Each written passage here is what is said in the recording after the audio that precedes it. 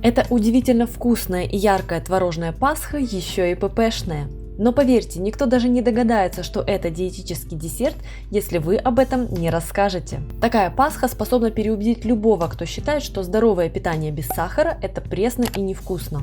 Список ингредиентов к рецепту расположен в конце видео и в описании. Обязательно ставьте лайк, чтобы не потерять рецепт, подписывайтесь и нажимайте на колокольчик, и вы не пропустите новые рецепты.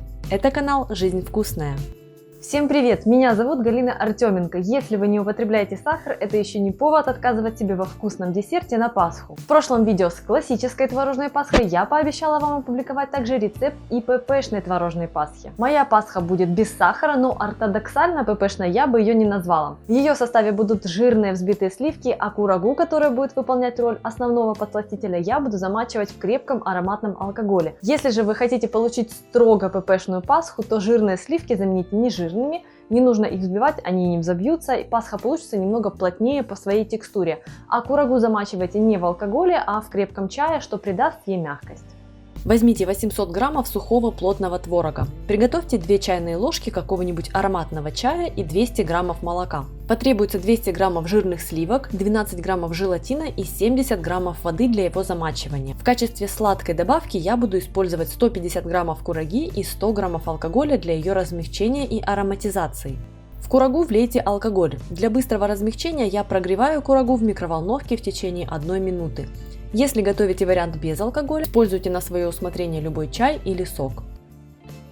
Замоченную и прогретую курагу оставьте остыть, размягчиться и напитаться ароматами. Теперь приготовьте чай на молоке. Он придаст пасхе аромат, поэтому выбирайте какой-нибудь сильный чай. У меня тайский красный чай, который еще и окрасит мою пасху в нежный цвет. Залейте холодной водой желатин и оставьте его на 5-10 минут для набухания. В холодной и даже ледяной воде желатин всегда набухает быстрее. Желатин набух. Посмотрите, как выглядит масса. Распустите ее в микроволновке. У меня на это уходит 30 секунд.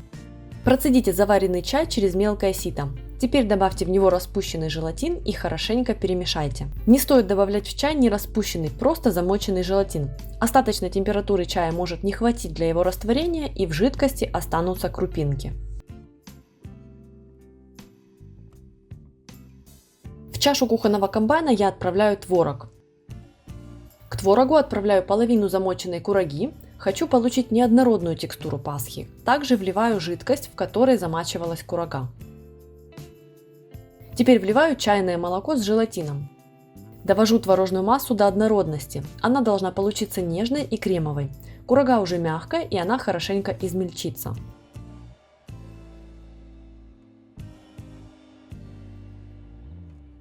Перекладываю творожную массу в удобную для смешивания миску.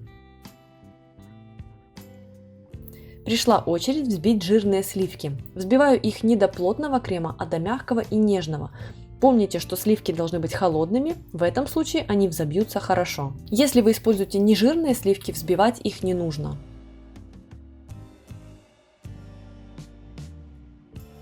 Теперь нарежу оставшуюся половину кураги. Вы можете резать ее на кусочки такого размера, который вам нравится. Если вам нравится максимально однородная текстура, вы и вовсе можете измельчить с творогом всю курагу. Я режу курагу чуть крупнее, чем до размера изюма. Отправьте курагу в творожную массу и слегка подмешайте ее.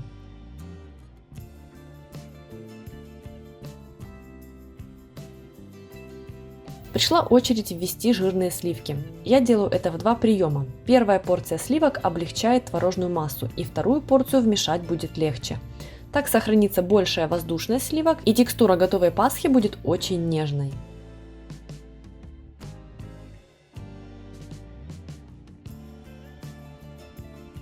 Время отправлять творожную массу в форму. Я использую форму из пластикового контейнера, в котором проделала отверстие для оттока жидкости. Форму установите в какую-нибудь миску и проложите ее марлей, тонким агроволокном или чистой натуральной тканью. Помогаю себе при помощи баночки уложить ткань равномерно. Если у вас есть специальная форма для пасхи, используйте ее.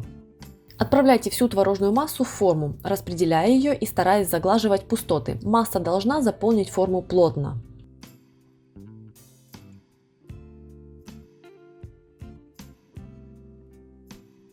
Разгладьте верх творожной массы, чтобы донышко будущей пасхи было ровным. Подверните ткань к центру формы, запечатывая творог. Установите груз. У меня это каменная ступка, а для более равномерного распределения ее веса я укладываю кусочек ламинированного картона и формочку для печенья, которая имеет больший диаметр, чем дно ступки. Оставьте пасху в холодильнике прессоваться на ночь.